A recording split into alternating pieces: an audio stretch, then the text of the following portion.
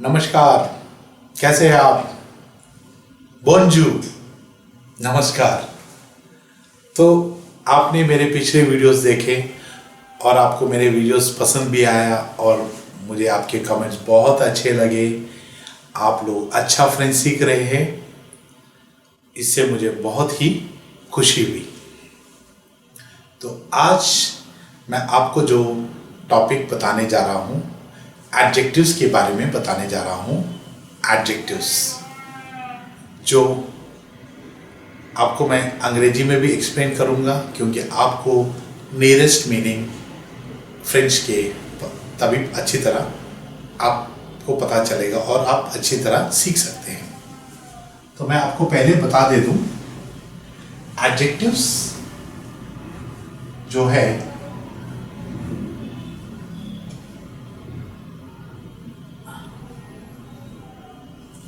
French में 3 तरह के होते हैं एडजेक्टिव्स।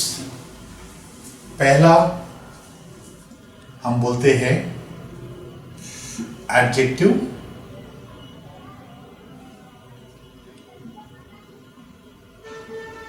डेमोन्स्ट्रेटिव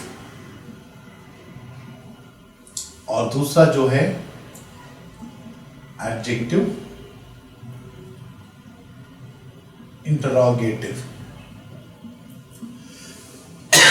और तीसरा टाइप जो होता है, तीसरा किस्म का, इसको हम बोलते हैं एडजेक्टिव पॉजेसिव। तो ये एडजेक्टिव्स हमने अंग्रेजी में जब हम छोटे थे, फर्स्ट क्लास या सेकेंड क्लास, तब हम पढ़ चुके हैं। अभी यही एडजेक्टिव्स हम फ्रेंच में पढ़ रहे हैं। तो आपको याद नहीं होगा जो हमने पहले पढ़ा था, एडजेक्टिव डेमोन्स्ट्रेटिव इंग्लिश में दिस और दैट को बोलते हैं, दिस और दैट। और फ्रेंच में हम इनको एडजेक्टिव डेमोन्स्ट्रेटिव से,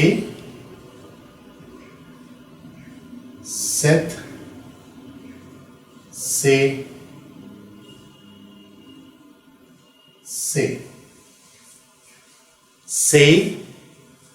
सेट, से, इनको हम एडजेक्टिव डेमोन्स्ट्रेटिव बताते हैं। इन तीनों का मतलब है दिस और दैट। से का मतलब दिस, सेट का मतलब दिस, से का मतलब दिस। उसी तरह से मतलब दैट भी होता है, सेट भी दैट भी होता है और से भी दैट भी होता है। इन तीनों का मतलब दिस और दैट है। ये तीनों एक वचन है और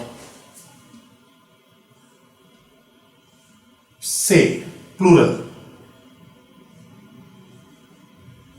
इसको हम अंग्रेजी में दीज नहीं तो दोज, दीज और दोज बोलते हैं,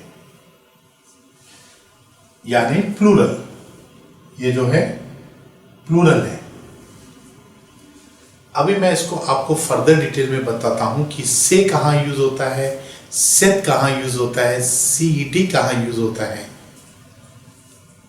से का इस्तेमाल मास्कुलाइन सिंगुलर यानी पुल्लिंग,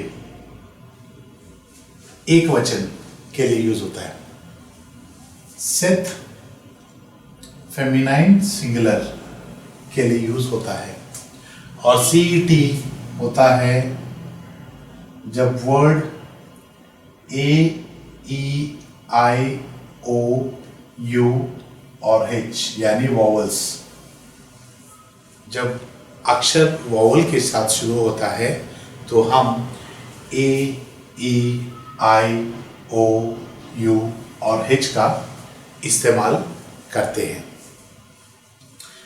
और CES, जब इन तीनों को हम प्लूरल फॉर्म में लिखते हैं,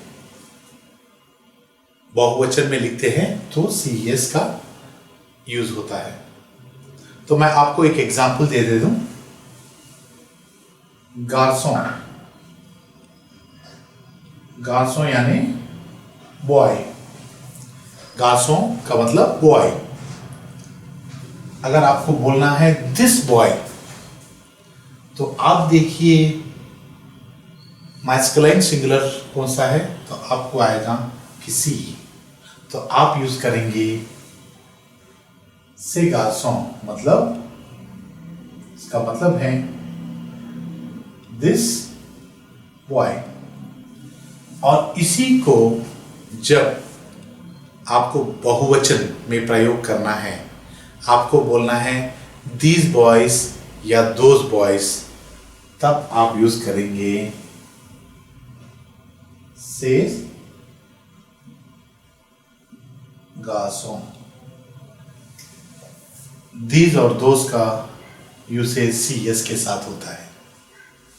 तो इसको हम दीज बॉयज भी बोल सकते हैं और दोज बॉयज भी बोल सकते हैं। दीज बॉयज नहीं तो दोज बॉयज, और दिस बॉय, और इसको और किस तरह बोल सकते हैं, दैट बॉय भी बोल सकते हैं हम, दिस बॉय, दैट बॉय। और इसी तरह हम को बोलना है दिस मैन। मैन को हम फ्रेंच में ओम बोलते हैं, ओम, HOMME। तो यहां पर देखिए H वॉवल है, तो इसीलिए जब आपको बोलना है दिस मैन या दैट मैन, तो आप इस्तेमाल करते हैं CET और बोलते हैं सेतोम, दिस मैन नहीं तो सेतोम, दैट मैन। दोनों के लिए हम एक ही यूज करते हैं। अगर इसी का प्लूरल लिखना है तो एज नॉर्मल हम लिखेंगे सेज ओम्स। और इसी तरह अगर हमको जब लिखना है दिस गर्ल, तो हम लिखेंगे गर्ल माने फीए, सेट फीए। जब इसी को हम प्लूरल में लिखना है तो यहां से लेके हम यहां पहुंच जाते हैं और इसको लिखते हैं सेज फीएस। तो आपको आज अच्छी तरह समझ में आ गया होगा इस एडजेक्टिव डेमोन्स्ट्रेटिव का यूसेज। हम एडजेक्टिव डेमोन्स्ट्रेटिव कहाँ यूज करते हैं, जब हमको किसी चीज को डेमोन्स्ट्रेट करना पड़ता है। हम किस तरह डेमोन्स्ट्रेट करते हैं, या तो हम बोलते हैं दिस या तो हम बोलते हैं दैट, और प्लूरल के लिए हम बोलते हैं दीज नहीं तो दोस। तो इसका प्रोनाउंसिएशन मैं आपको और एक बार बता दूं, से, सेट,